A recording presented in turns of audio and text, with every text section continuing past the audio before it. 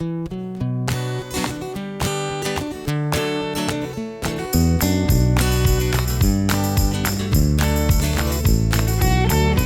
the Underpowered Hour. On this week's show, Imitation Land Rovers, the Yang Wang, and the Jet Tour. Plus, updates on the workshop organization project, and Ike gets the world's second stupidest car. And now, here's the show.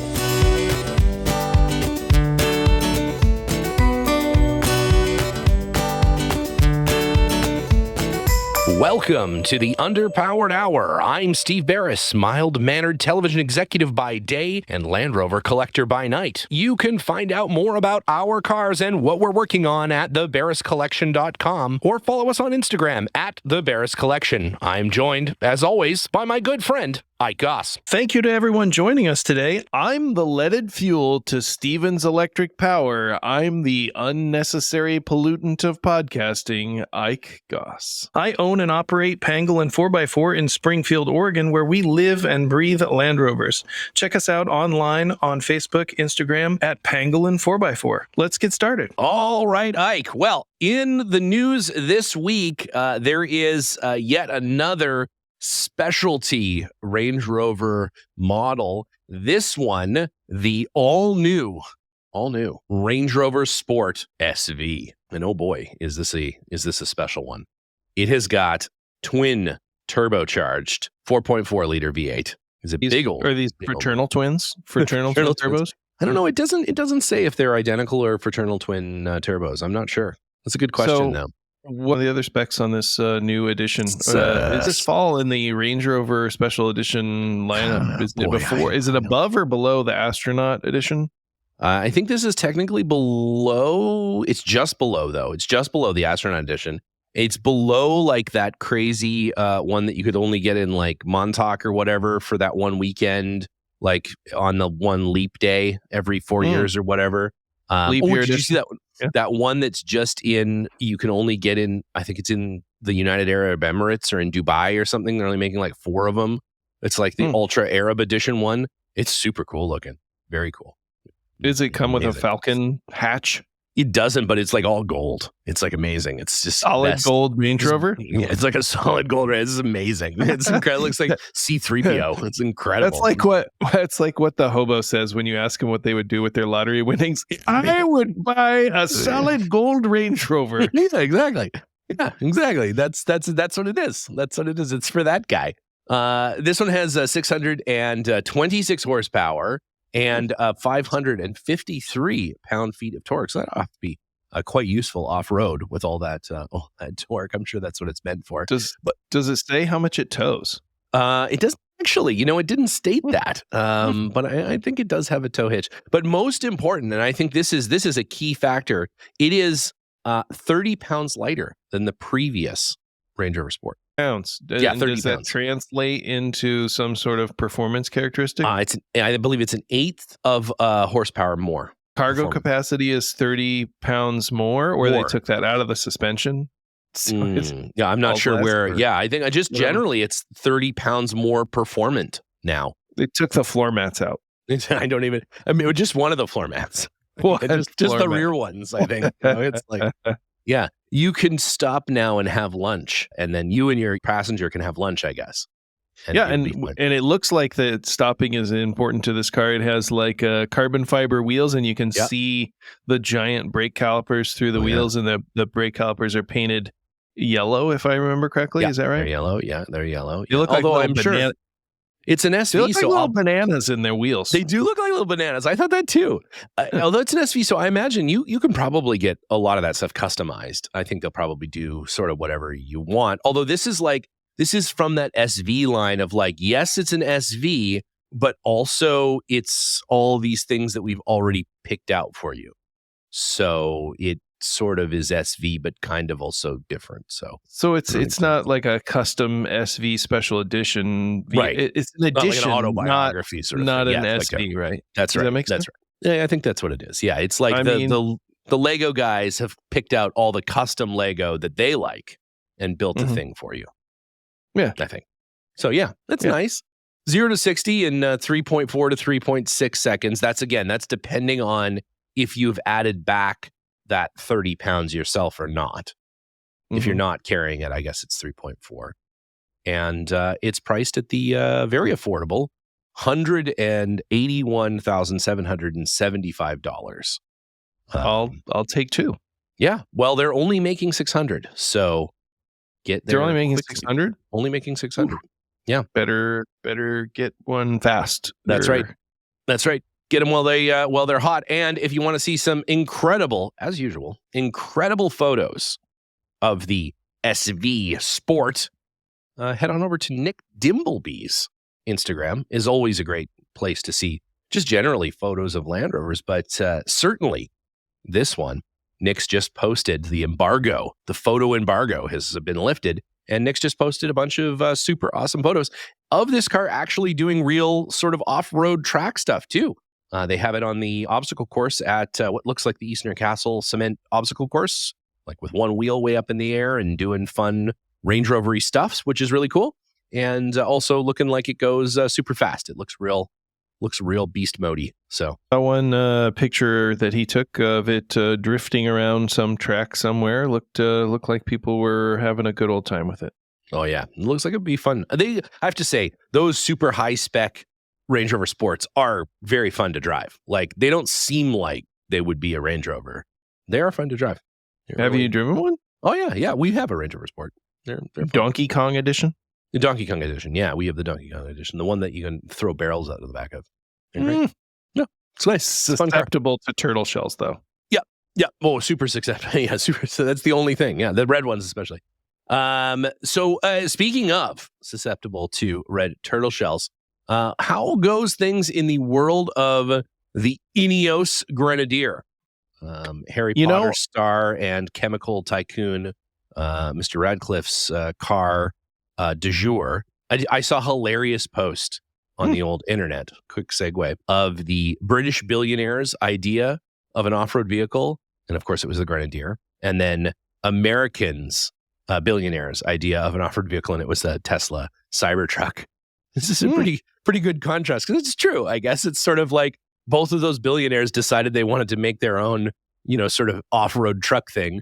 And pretty contrasting ideas. When you have an unlimited amount of money to spend on your activities, you might do things like start a space program or start a SUV manufacturing concern. Yep. And the Iios is it's very it's a spiteful vehicle. We've talked about that a little bit. It's a vehicle made purely out of spite. Yeah. I like it. I mean, I saw, I was at a Land Rover Club meeting, I don't know, a couple weeks ago, and our good friend Bill Rattan, who will come on the show once he feels like he has really, become one with the vehicle. He has one, and really cool blue and white color. And I got a good walk around of it and saw the interior, saw the exterior. I like the car, generally speaking. I don't love the front, and I think a lot of people have said they kind of don't love the front. It's sort of like the worst bits of a Toyota Land Cruiser. But I like it, generally speaking. It is a little less Defender, a little more Glendewagen, I think, in person than you would think it would be. But of course it would be, because it's a modern car. Everything inside of it is clad. It's all finished with plastic interior and cloth and everything. It's not like the Defender, but the modern Defender, the 2016 Defender is mostly, it's not entirely, but mostly has internal panels and stuff. So it's not like the 90s Defender that had a lot of, exposed aluminum. But I don't know. It does feel a little bit more like an early 2000s Glendewagen than it does a Defender. I suppose that is true. I see.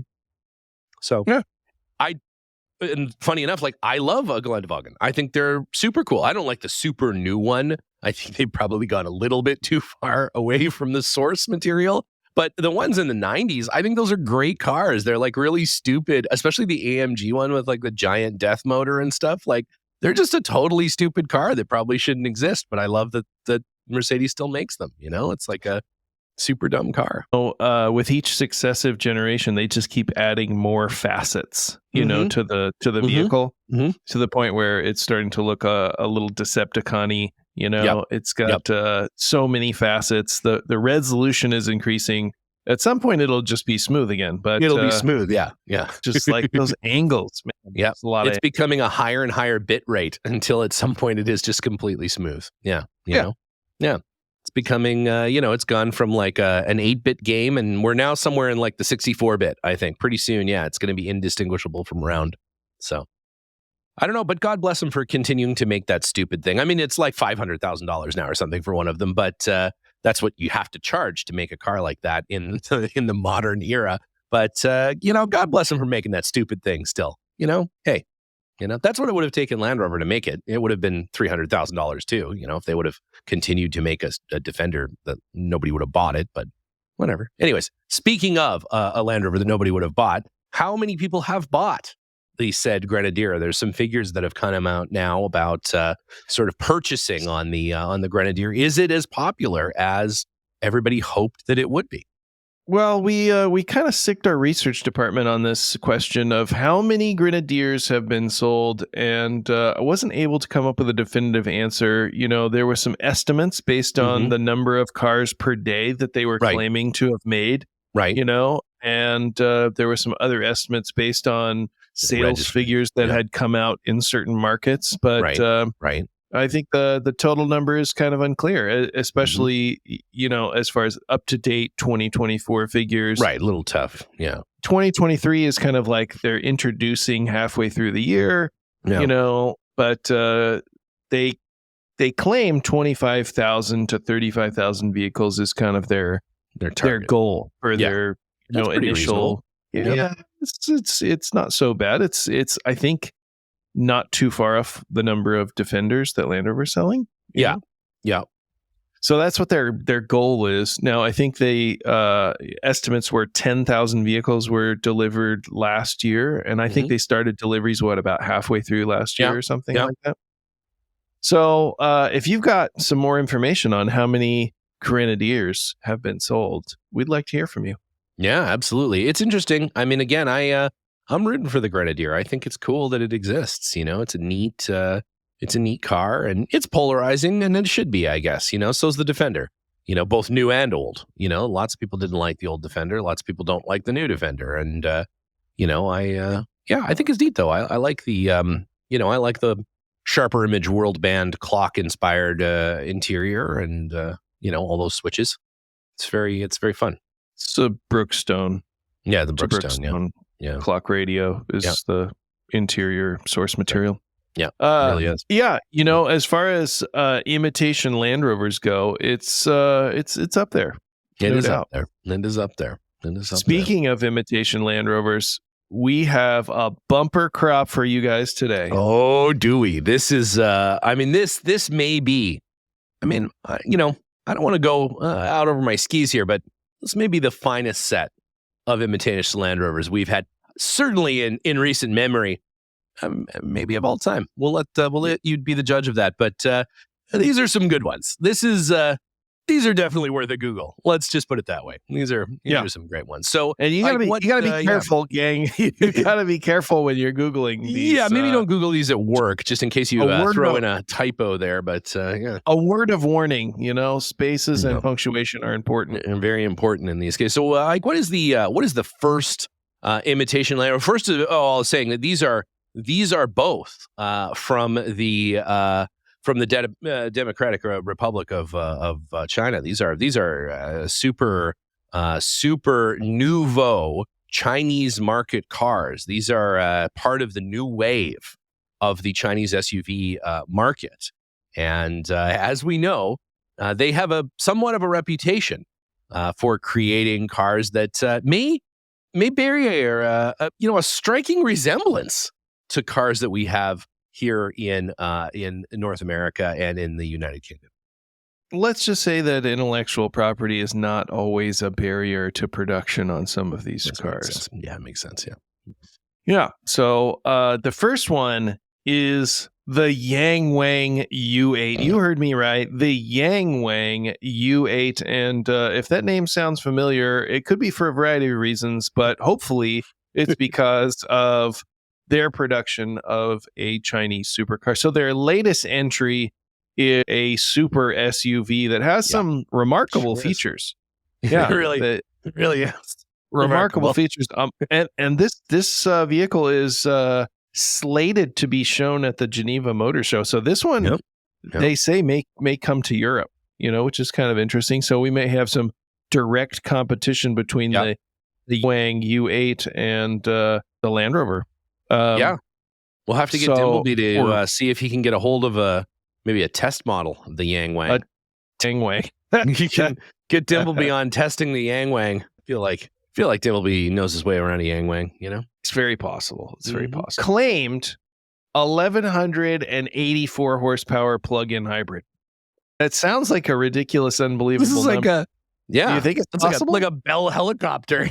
I mean, anything is possible, I suppose. Isn't that like a Bugatti Veyron? Like the same horse. It's a lot. It's a lot. It's a lot. They claim the Yang Wang will go 0 to 60 in 3.6 seconds. Now compare like that. Compare that to the Range Rover SV, which has how many horsepower? 600 horsepower. That has 628 horsepower. Roughly half. Roughly, a little more than half of the horsepower. A little but more. Same 0 to 60 time. So the Yang Wang, we think may weigh quite a bit. Well, it's definitely going to have those extra 30 pounds. That's for sure. In the photos, it looks very large. A little bit heavier, yes. Now, in the second photo, there's a horse next to it. Now, we're not sure how far away that horse is. The horse looks quite tiny, but we're not sure if it's far away or if it's just that the car. Are you comparing your Yang Wang to a horse? To a horse, yes. There's a photo here that compares Yang Wang to a horse. Do not Google that. Yeah, Yang Wang horse photo. Do not do that. Google the Yang Wang horse photo. Yeah, there's also there's great photos of the interior. I have to say the interior it's very luxurious. It's kind of like, it reminds me of the Porsche, what is it? The Panamera that has the tunnel that goes right down the middle of the car. Like everyone is sitting in their own car almost, because there's like so much tunnel. It's like a divider. It's like a divider. Yeah, it has that kind of look. You have a screen in front of the passenger, a screen in front of the driver, a screen down the middle. I believe there's screens in front of each rear passenger. There's a screen in the trunk. I think, there's screens everywhere. Everything's got a screen. My favorite photo is the one where they have indications drawn of where the speakers are located. So they have they've drawn sound waves in, and it just looks like it has one of those like microwave weapons. So you can like incapacitate your rear passengers. It does look like that. In case of rear passengers not, supporting the message of the Communist Party, you can simply, incapacitate them. Yeah, with microwave radiation. There's another screen in between the two rear passengers. In the armrest. Yeah, in the armrest. We're going to get banned in China. Oh, look at there's the Yang Wang climbing a dune. They got some where I don't know. Are there dunes? There's dunes in China for sure. There's a very large Absolutely. Desert. Gobi Desert. Yeah. Here it is. They're the Yang Wang and the Gobi. You got to be careful you don't get your Yang Wang stuck in the Gobi. Now there's some other features this vehicle has that are pretty remarkable too. It supposedly will turn like a tank. So it's got 4 independent, motors at each wheel, and you can turn them in opposite directions, so it will turn around on its axis in a like circle. A tank. Yeah, that's super. Which cool. I'm told one of the new Mercedes G-Wagon editions will also we'll do that. Oh, that's cool. Oh, the electric one. Yeah, the electric one will do that. I have seen that. Yeah, that's super cool. Which is kind of interesting. Now that you mention it, that one slightly more faceted. The electric one a little bit more faceted. Yeah, it's a few more facets. It's there you go. Yeah, it's getting there. And I think that one also has a mode where it like hops on its suspension. Yes, it can hop up and down to get unstuck. Yeah, where one of the other SUV, the currently selling Mercedes does that, and everybody just hops them at traffic lights. And that's why not? Yeah, why not? Yeah, it's like a lowrider. Yeah, that's true. I believe the Yang Wang will do that. It will also It will also drive on 3 wheels if you have a flat tire. Meaning it just lifts one of the wheels up like a dog with a horn in its paw, like a Citroen, like an old Citroen will do like that an old as well. Citroen. Yeah, that's right. Yeah. Oh wow, that's cool. And it also floats. It The floats. Yang Wang floats. Yeah, It's so like you could turn it into boat mode. I do not believe it drives in the water. Like it has no propulsion. But if you were to set it in a body of water, it would not sink. It just floats. So it's like It floats. like a buoy. Floats. Like a buoy. So if constructing a buoy is too expensive, you could get a Yang Wang. Just put a Yang Wang. So somebody could like tow you theoretically. Yeah, like you could hook up a boat to it. Yeah. Like a tube. Like a ski tube. It's a feature that I had not considered that I ever wanted, but now that I know that it exists, I don't think I can buy another vehicle that doesn't do that. You're right. I kind of feel like we need that, actually. That's a good point. And yeah, like you said, this is potentially is going to be sold in Europe. Any idea on how much this thing will cost? It doesn't really say, I guess. I think it's $3,700. $3,700, yeah. And and a deal at that. I mean, it's a good deal. We'll have a link. It didn't say. Yeah, it did not say. No, but I'm already on the order list for you. Oh yeah, me too. Yeah, we'll have a link to the Top Gear article in the show notes. So definitely cruise over and check out that Yang Wang. It's good. It's a good looking SUV. There's a tiny horse next to it. It's fantastic. It's got everything you need.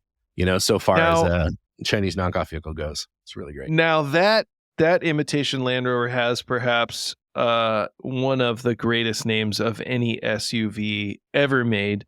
However, the next one that we're going to talk about might be even better. What do you think? Yeah. Oh, I was going to say, I don't know. I think this is it's a tie. I think at best, if not tie. It's a tie.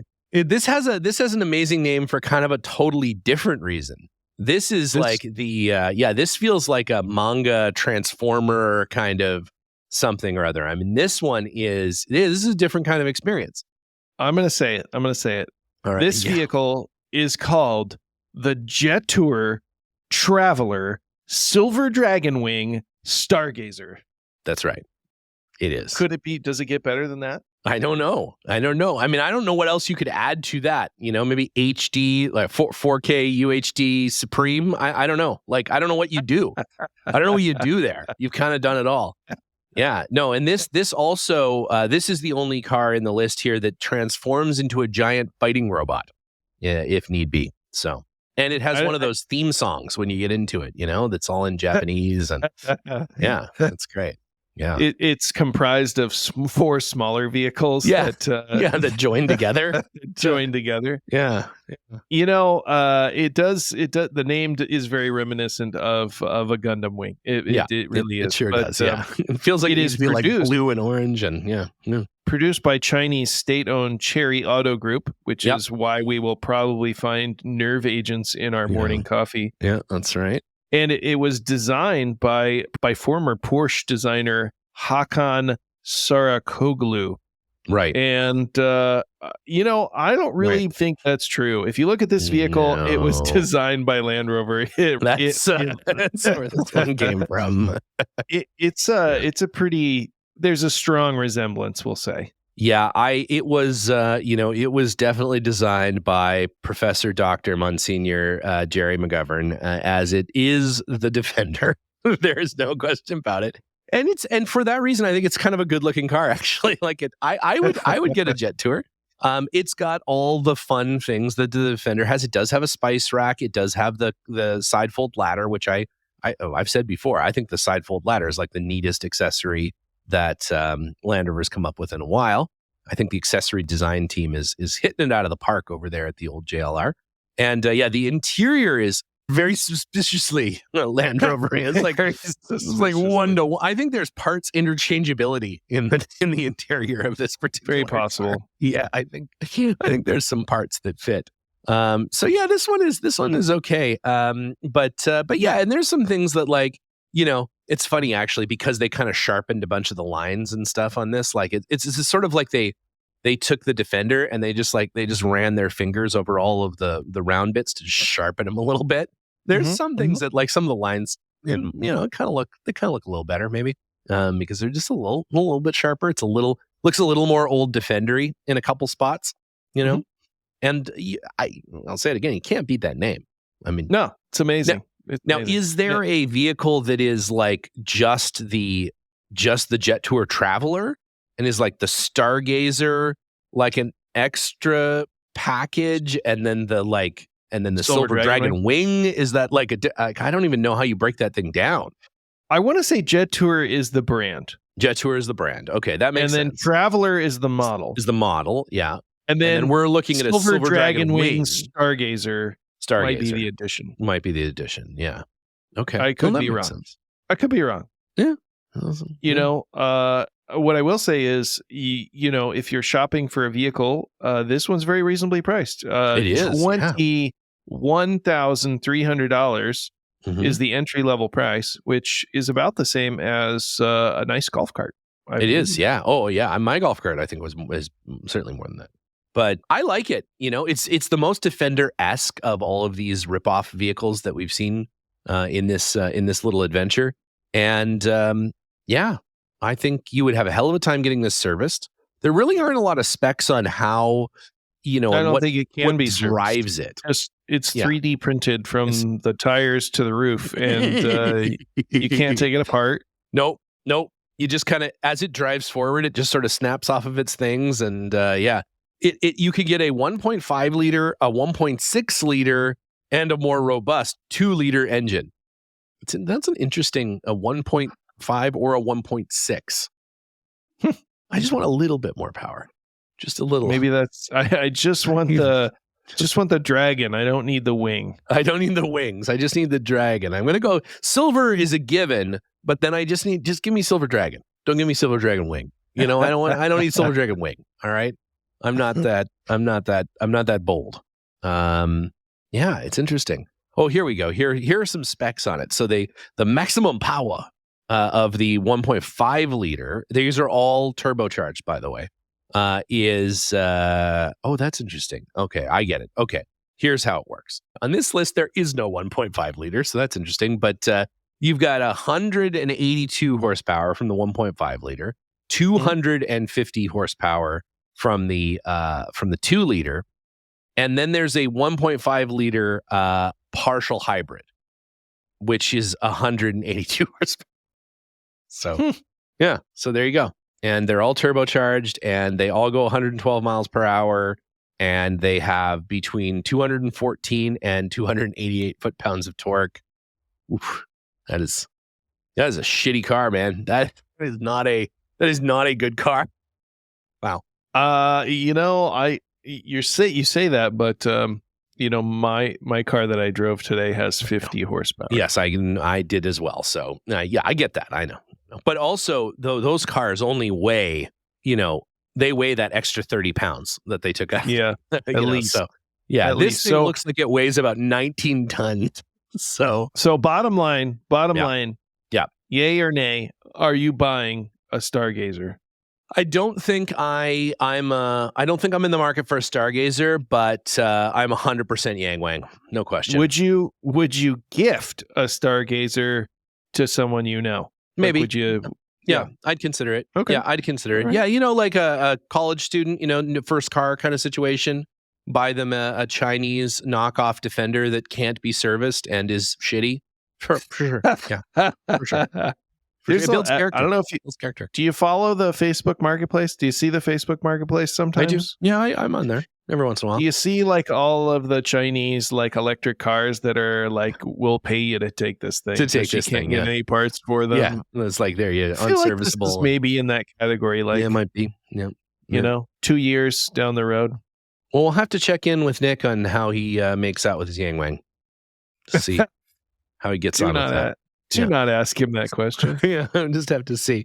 We'll have him on, get an update. Well, speaking of updates, so this to round out the show here this week, these past couple of weeks. Well, I've been kind of ill, so I've been sort of shop bound for the last couple of weeks. So I decided to take on shop bound. Yeah, I've decided to take on an epic storage like reorganizing project. So like you. I have bins of 1,000 tiny little shit, like little bolts and little clips and little fasteners and little connectors and all kinds of things. And, over the decades, you end up with just like little bags and boxes and things. And, McMaster-Carr, just keeps sending you all the things that you order and you can't stop them, so you know what they say. The astronomers of the planet that we live on, they say, for every grain of sand on Earth, there's 10,000 planets.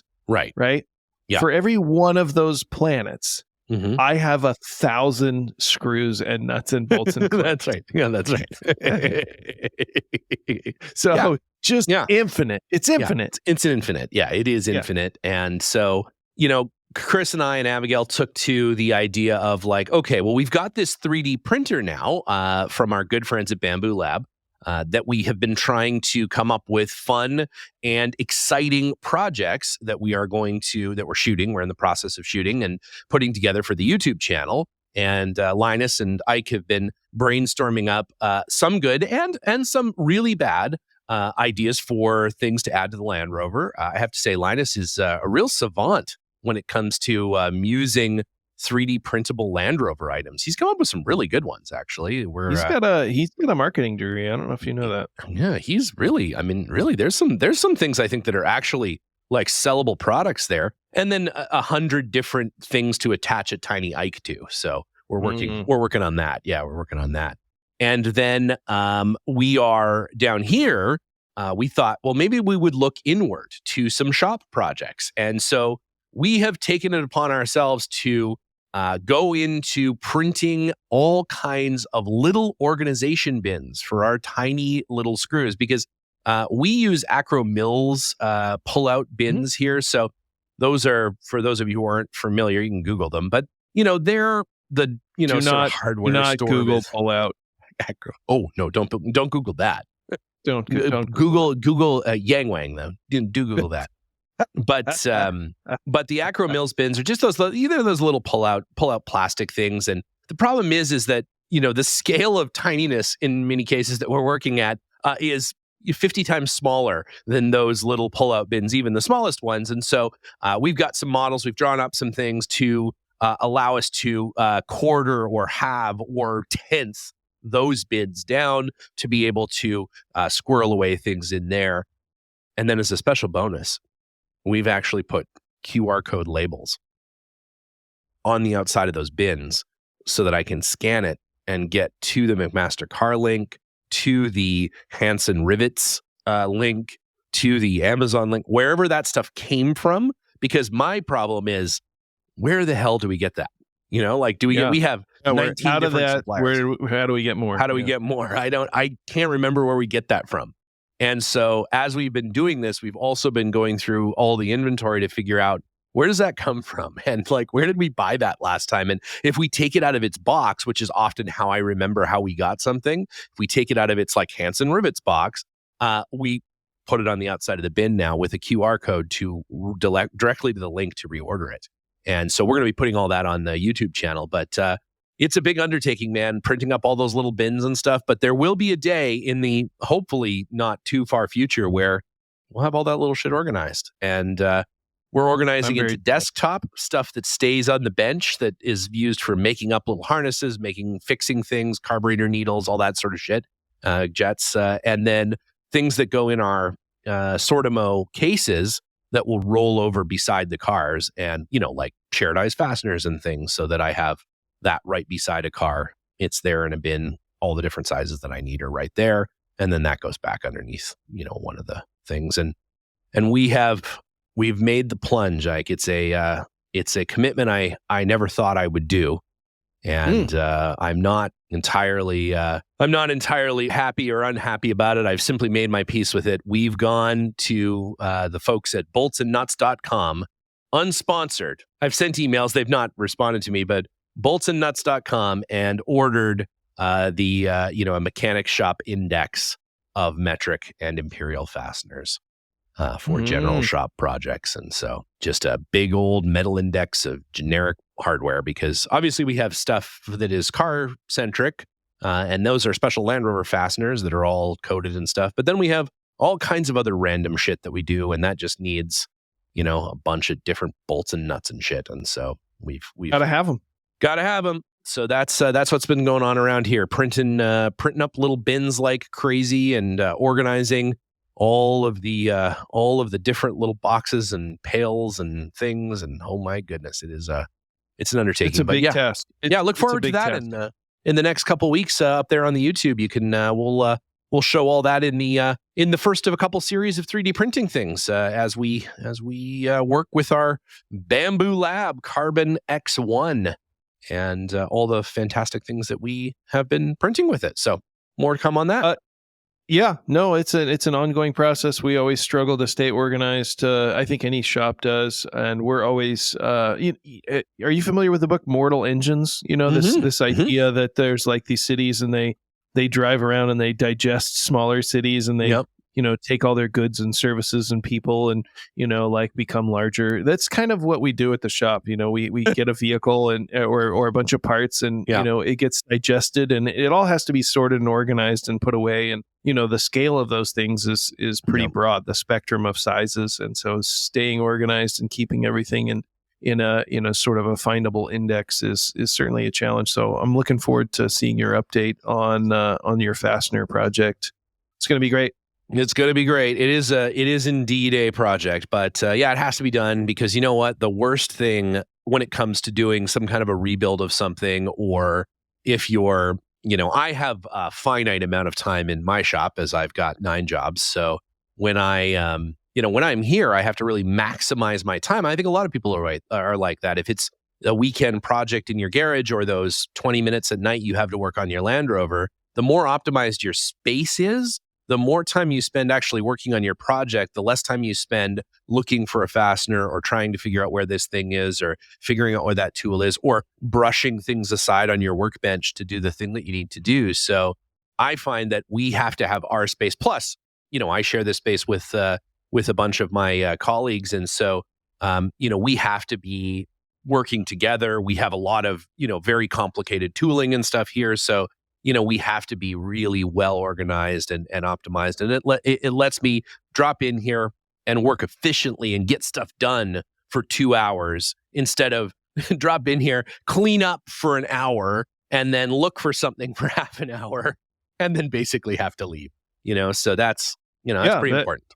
How long did it take to find those soft top parts? Oh man, I got them though. I found them. I know where. Yeah, they're in that box that I need to send you, which didn't get sent, by the way. I still have it. So, yeah. 6 days. 6 days, I think it took of looking. They had to hire a search and rescue team. There were dogs involved. There was a drone swarm. There was a lot of things. They were on top of a box from our good friends at the CKD shop that has been there for 2 years. So just to give you a sense of where the progress is on projects. Yeah. Well, now, did that spur the great reorganization in the shop? It did. That search? It did. That search definitely led us to say, we've got to get things a little more squared away. We've just so happened to be doing a bit of a tool changeover. So our very reliable and well-worn Hobart MIG welder has been retired, as it's some of its internal components are honestly end of life. They've stopped making some of it. This is a Hobart welder from the early 1990s. So they've stopped making some of it. And the folks at Lincoln were nice enough to offer us a very, very healthy discount on a brand new Lincoln MIG welder. And so we took delivery of that. And this is one of those ones where it's got the LCD panel on the front. I think it's a 210. I don't remember exactly. And you can dial in all the stuff. And man, it's I've never owned one like that. Obviously the Hobart is 100% analog, and you use the charts to dial in your everything. That Lincoln is a multi-process welder, right? It is a multi-process welder. It will do anything. Yeah. And I also have their companion TIG. That my TIG is a newer generation TIG. But yeah, so now we technically have 2 TIG machines too, which is kind of neat. So we can do some dual TIG welding if ever we needed to do that. But this will also do a push aluminum gun, which obviously my old stuff wouldn't do. So give that a go. Never had a machine that'll do that. So try that out. Spool guns are super handy for aluminum production.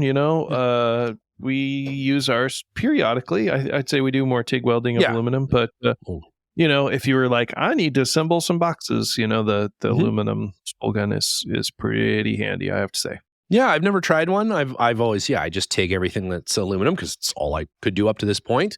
But I might get one of those and give it a go. And we also retired one of our old plasma cutters, the little guy, because we now do 100% on the plasma table. We kind of had it around because we thought, well, you might want the handheld plasma. You never know the fact is we have a handheld gun for the plasma engine for our plasma table. So if we ever actually needed to do that, we would do it. But the fact is that we're so fast at the CAD cam for the plasma table.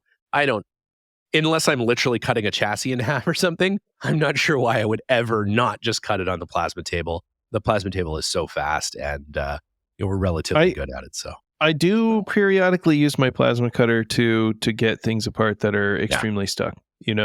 Sometimes it's really handy to be able to very carefully shave away a bolt or something like that. And it puts a lot less heat into something than a traditional torch might. Yeah. So I've definitely used it to, disassemble something that's incredibly rusty and wouldn't otherwise come apart without many hours of cursing and work. Yeah, we bought the machine torch for this welding engine for the power source when we got the table, and so we figured, well, if we really needed it, like under one of the cars or something, we can just unplug it from the table and be over there in 2 seconds. So. Nice. It's great. So that's working well. We had to replace the laser. Like I said, it's been a big couple months for upgrades. Our laser gave up the goat, as Liza likes to say. Unfortunately, we burnt that thing out. We actually completely consumed a shitty consumer Glowforge laser, and we've upgraded to a big boy laser. It is it's a crazy world to get a professional grade laser when we've gone from what is very much a hobby laser that we got given to us that we didn't think we'd ever use. And then we used it so much that we actually burnt it out completely. And so we upgraded to a proper commercial grade laser, and which meant putting a vent fan in the workshop on the roof and all. It was a big undertaking. But holy moly. It's crazy. What will they cut? Tell us about it. What will they cut? Well, so we can cut now up to 1/4 inch plywood on it, which is pretty great. And it's a CO2 laser, and it is only a 50 watt, but it's a 50 watt, 80% continuous duty cycle, which means you can do 4 passes. So we can cut 1/2 inch plywood. It takes 4 passes to cut 1/2 inch plywood, but we can do that all at the same time. So it'll just go and just keep cutting until it cuts through it. We would never do that. I have no reason to cut 1/2 inch by a table, so I'd never do that. But man, it's great for cutting plastics and cutting. I cut a lot of clipboard wood. We call it hardboard. I don't know what it's called here in the U.S., but Canadians call that stuff hardboard. And we cut a ton of stuff out of that. We do a lot of templates and stuff before we cut it out of aluminum, out of that stuff, because you can fit it up into dashes and stuff. And when we make switch panels for the rally cars and stuff, we'll cut it out of that stuff. And it works super good. And I make a lot of little project boxes and stuff, and tongue and groove it together or slot it together and just super glue it. And it works super good for that.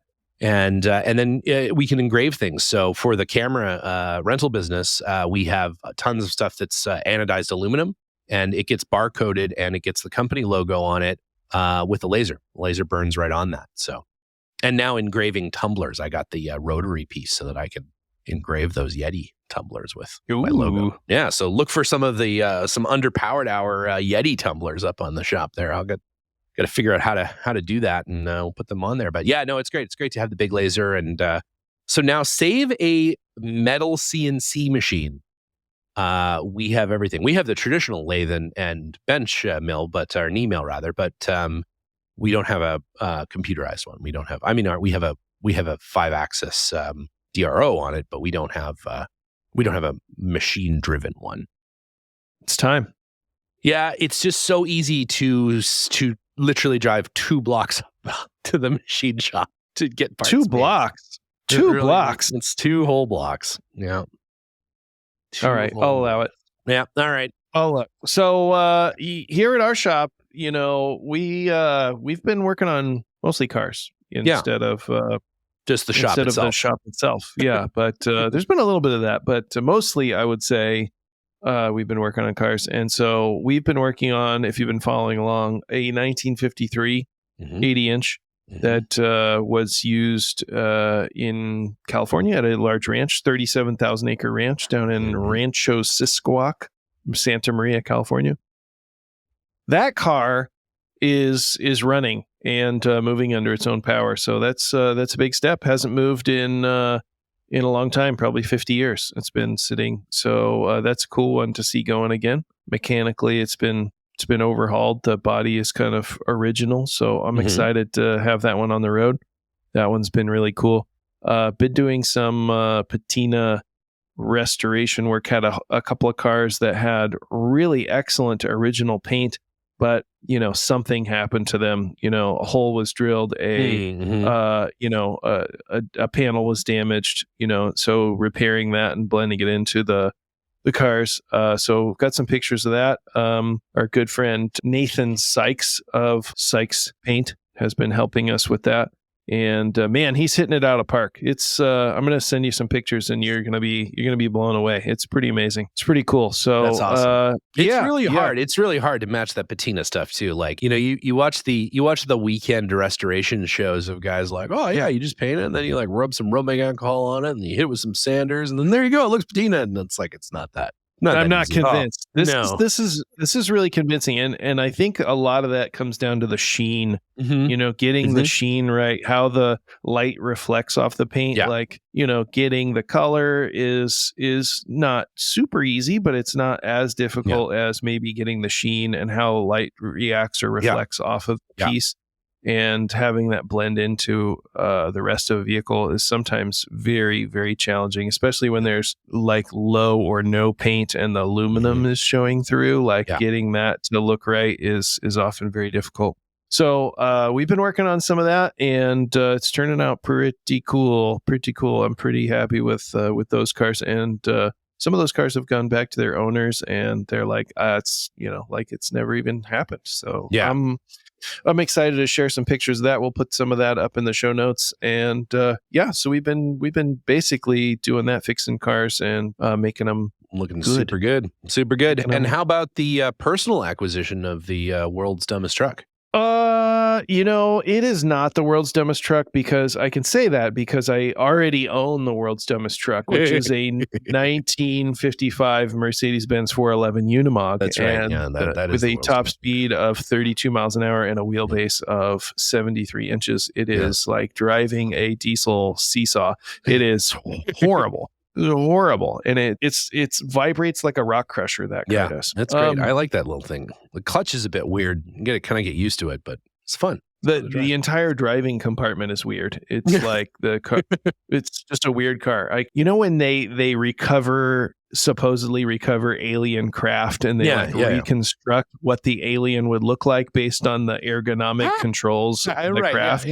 Right. If you were to do that with the Unimog, the being that you would draw, it would not resemble a human. No, not at all. No, not at all. That's true. That's true. The Germans, for some reason, the Germans at that time were not renowned for their ergonomics. So that's the world's dumbest truck. The second dumbest truck is just the one that we've just acquired. It's a 1958 Dodge Power Giant Power Wagon. Yeah, it is. And it's a weird car. They didn't make very many of them, like 300 or so of this particular type. And for good reason. Vehicle. For good reason. Yeah. It's a weird car. It's got the bumper sticks out some 3 feet away from the grill, and it has like a PTO winch and these like tow hooks. It's a very expressive countenance that this vehicle has. It's like a monster with an underbite. It's got big chin sticking out with teeth. It's crazy. It is. So we'll post up some pictures of that too. So it's running, it's driving, it's moving under its own power.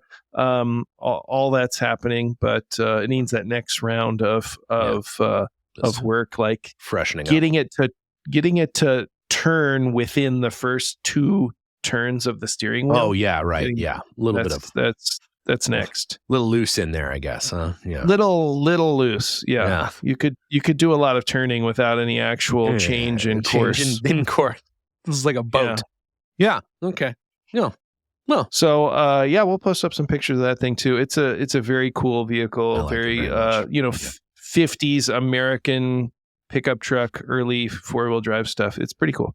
Yeah, it is. It's a neat car. I like it very much. It's a pretty cool unit. Pretty cool. Yeah. Speaking of cool units, we've got a delay on our interview with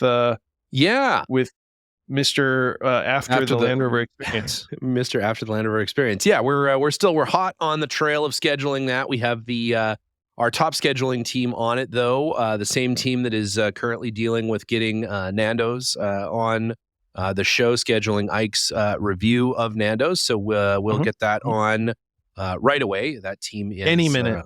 Crack experts at that. So no worries there. So we'll get him on right away to talk about crack experts on that, or crack expert crack. What was that again? Punctuation there is very important. Yeah. So we'll just leave that to you there on it. But and then again, if you haven't checked out the Freelander video up on YouTube, that's up there. Liza's painstaking restoration of the Freelander is underway, starting out with the O2 sensors, which, oh man, I still have the scars, man. That thing is terrible. I was impressed. You know, that the third wrist would be helpful there. Yeah. I don't know who the car was designed to, how it was designed to be worked on. It's just, oh my God. It's, They consulted with the engineers over at Yang Wang. Yeah. Was a Yang Wang designed engine bay. Yeah. Holy moly, was it? It was fun though. So that's up there. Next up, I believe next weekend or something is I think it's the 3D printer stuff we start on. If you haven't been over to the old YouTube, I'm sure you all have by now. But maybe tell a friend. If they like YouTube, if they like Freelanders, maybe Yang Wangs, I don't know, get them on over there. Sign up the old YouTube. Like and subscribe, do all that sort of stuff. It helps us out. We appreciate it. We're making the march towards 1,000 subscribers, because then we get some kind of special YouTube consideration, and maybe then people will pay attention to the videos, which we would like, because then we'll keep making them. It'll be great. It'll be great indeed. All right. Well, with that, we're back into organizing all my super tiny bits, and we're going to go throw in our pre-orders for some Yang Wangs, and we'll see you next week. All right. See you on the trail.